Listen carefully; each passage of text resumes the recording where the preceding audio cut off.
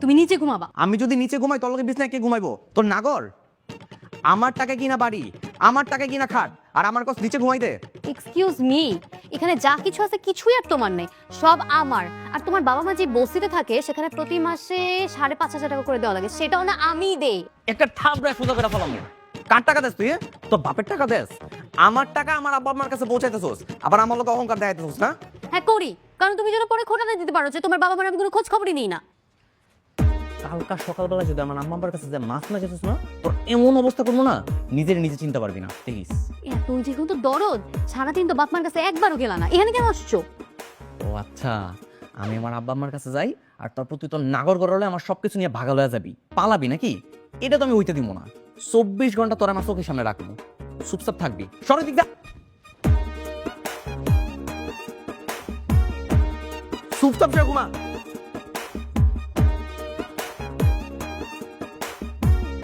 এখনো চুপ থাকে, সব ফকিনি বাচ্চা। প্যাকেটও করছে একলা। তাড়াতাড়ি কর মা, আনছি। তাড়াতাড়ি খোল না, আবার চলে আসবো। তাকাইস না, তাড়াতাড়ি কর। দেখি কি গহনা কাটে নিয়ে আসছে। না, ও যে শয়তানের শয়তান, তোমার মনে হয় ও যদি কিছু আনে এই লাগেজে রাখবে? খুঁজতে তো কোনো অসুবিধা নেই, দেখ না কি কি গহনা কাটে নিয়ে আসছে।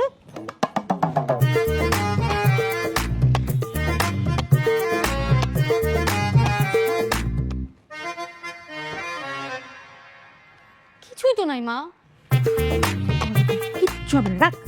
ওইভাবে দেখা লাগে না, দেখা লাগে এরকম করে দেখ। সেই সব জায়গা থেকে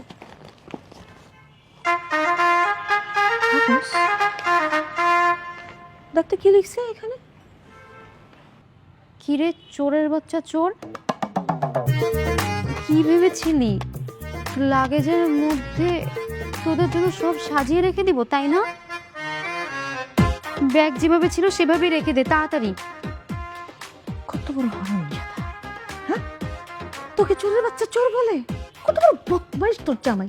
মা, হ্যাঁ, চোরের বাচ্চা মানে তুমি চোর আর আমি তোমার বাচ্চা। আমি চোর? আপনারা আসলেই চোর। আর তুই যত বড় চোর তার থেকে বেশি তোর মা। দেখো, মুখ সামলাই কথা বলবা। উল্টাপাল্টা যা মুখে আসে সেগুলো কিছু বলবা না। আমরা তোমার ব্যাগটা খালি দেখতেছিলাম যে সব ঠিকঠাক আছে কিনা। আপনি নিজে চুপ করেন, নিজের মুখে সামাল দেন। মেয়েটারে কুবুদ্ধি দিয়ে দিয়ে একটা ডাইনি বানায় ফেলাইছেন, অমানুষ হয়ে গেছে। হ্যাঁ হইছি, আরো হবো, কি করবা?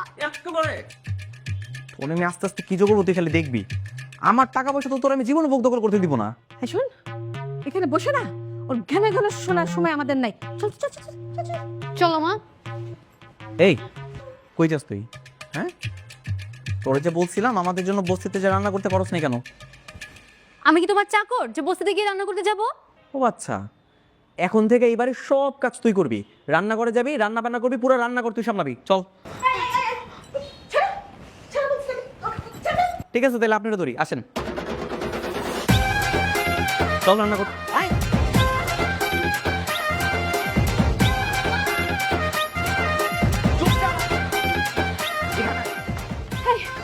হেই, আমার মেয়েকে কিভাবে কুকুরের মতো নিয়ে গেলে? কি কুকুরের মতো ব্যবহার করতেছে?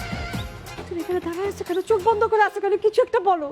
কি বলবো, তোমার কারণে আজকে মেয়েটার এই দশা।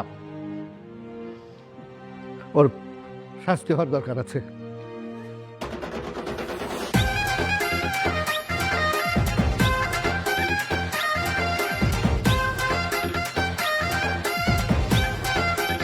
এখানে সবগুলো কাজকর্ম তুই করবি, আর এই যে বাসন বসে যেগুলো আছে সবগুলো নিচে ধুবি।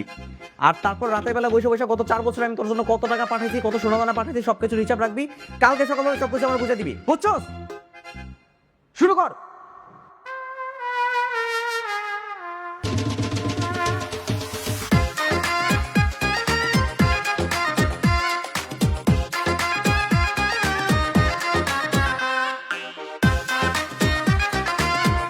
হ্যালো ইকবাল। হ্যাঁ বাবু বলো। শোনো না, পরাদ আমাকে দিয়ে বাসার সব কাজ করাইতেছে। আবার কি বলছে জানো? বলছে যে সোনা দানা সম্পত্তি যা কিছু আছে না ওগুলো সব ওর নামে করে দিতে। আবার খবরদার তুমি এই কাজ ভুলেও করবে না। কিন্তু ওইগুলো বাসায় থাকলে তো ওইগুলো নিয়েই যাবে, তাই না? তুমি একটা কাজ করবা, তুমি আজকে রাতে একটু আসো, আমি এগুলো সব তোমাকে দিয়ে দিই। রাতে? কিন্তু তোমার স্বামী? ও ও জানবে না। তুমি রাতে চুপি চুপি আসো, আমি এগুলো সব নিয়ে নিচে নেমে তারপর তোমাকে সব দিয়ে দিব, তুমি লুকায় রেখো। আচ্ছা ঠিক আছে, তাহলে আমি রাতে আসতেছি। আচ্ছা ঠিক আছে, রাতে দেখা হবে।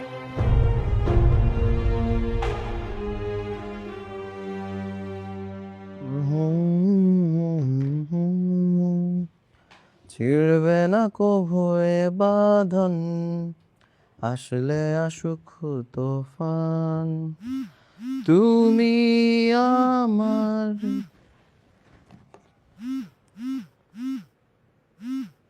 কি পড়লা?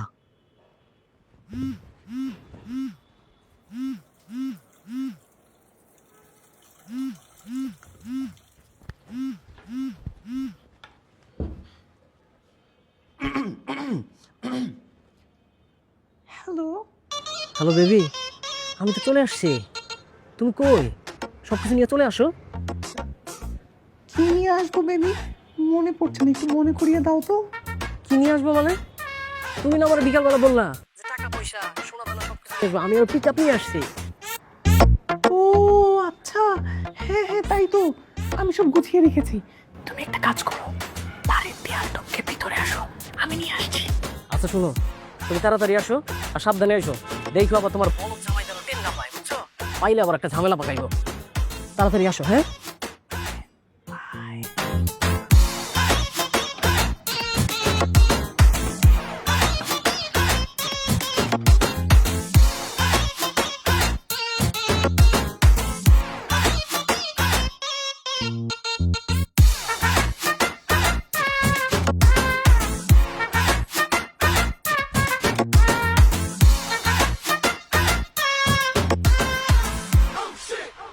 দুলা ভাই আসসালামু আলাইকুম। ওয়ালাইকুম আসসালাম। কেমন আছেন দুলা ভাই?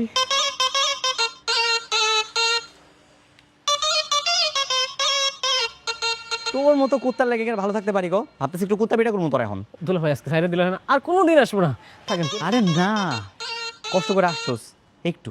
না দুলা ভাই, আরে একবার। এ দুলা ভাই না, আরে আয় না। না দুলা ভাই। আরে আয় না।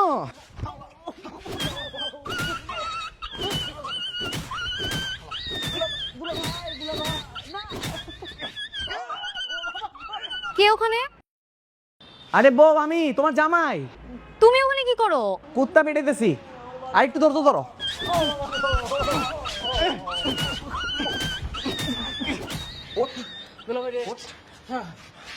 ওঠ। আর জীবন আমার বললো এরকম টানলে পেটে গিরি করবি? না দুলা ভাই না, আর জীবনেও না। মনে থাকবো তো? একদম খুব সুন্দরভাবে মনে থাকবে, আপনার বইয়ের কসম, আমি আর জীবনে যাবো না। যাই দুলা ভাই। যা, যেমনি আসো সামনে যাবি, যা উঠ।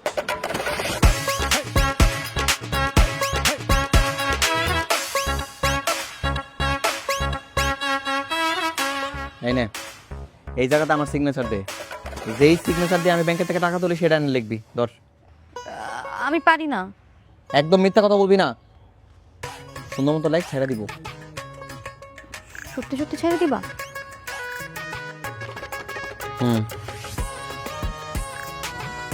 এখানে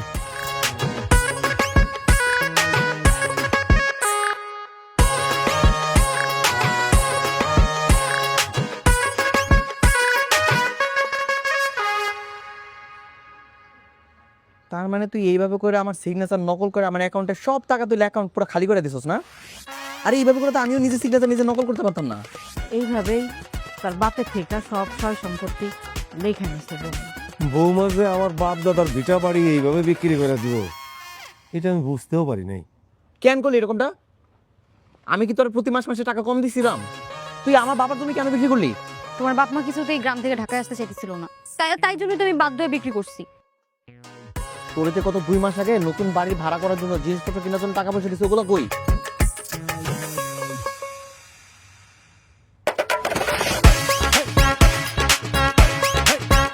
তুই যে প্রত্যেক মাসে মাসে আমি মায়ের অসুস্থতার কথা বলে আমার কাছে টাকা পয়সা নিছোস, আমার তো দিব্যি সুস্থ আছে, ওই টাকা কি করছোস? আমি কি তোমার মার কথা কইছি নাকি? আমি তো আমার মার কথা বলছিলাম। খোদার দুনিয়া তো তোর মতো সারাদিন খেলে আমার টাকা খাওয়ার উপরে আছে, আবার এই টাকা অসুস্থতার কথা খাওয়া লাগে? তোরে কালকে রাতের বেলা বলছিলাম না আমার টাকা পয়সা হিসাব দেওয়ার জন্য? দেখ নাই তো, আজকে সকালে আমার লগে বলেছিস, আজকে রাতের মধ্যে যে আমার সব টাকার হিসাব না বুঝাই দিছিস না, তারপর তুই দেখিস তোর আমি কি করি। একদম 12টা বাজে ফেলামো। বৌমা, সাজানো সংসারটা নষ্ট করো না মা। তোমার স্বামীর যা কিছু তুমি নিছো সব দিয়া দাও, তোমাকেই থাকবো, তোমরা শান্তিতে থাকো। আমরা আর কয়দিন বাঁচুন, তাই না? তোমরা ভালো থাকলে আমাকে খুব ভালো লাগবে। দিয়া দাও মা, দিয়া দাও। কি করি বলো তো মা, ও তো আবার সব সম্পত্তি ফিরিয়ে নিতে চাচ্ছে। মামার বাড়ির মুয়া সম্পত্তি ফিরাই নিতে চাইতেছে, চাইলেই পাওয়া যায় না? পুলিশ ডাইকা ঘাট ধাক্কাতে বাড়ি থেকে বের করে দিব। পরে যদি ও আমাদের নামে মামলা করে আর পুলিশ যদি তদন্ত করে দেখতে পারে যে আমি আসামি, পরে তো পুলটা আমারই জেলে ঢুকাই দিবে। না না না, এটা করা যাবে না।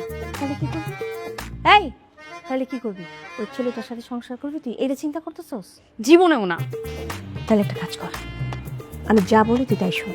তোর একটা ছেলের সাথে সম্পর্ক আছে না, যে কি যেন নাম? ইকবাল। হ্যাঁ ইকবাল, বড় লোকের ছেলে না? হ্যাঁ, তাহলে একটা কাজ কর, তাড়াতাড়ি বিয়ে করে ফেল। যদি বিয়ে না করিস তাহলে এই কুল দুই কুলে চলে যাবে তোর। হ্যাঁ, আমি যেটা বলি আমার প্রতিটা নে তোর খুব উপকার হবে। কিন্তু মা, ফরহাদ যেভাবে আমার নজরে রাখে, আমি কেমনি কাজটা করব? কথা চুক্তি আছে, এত বুদ্ধি আসছে।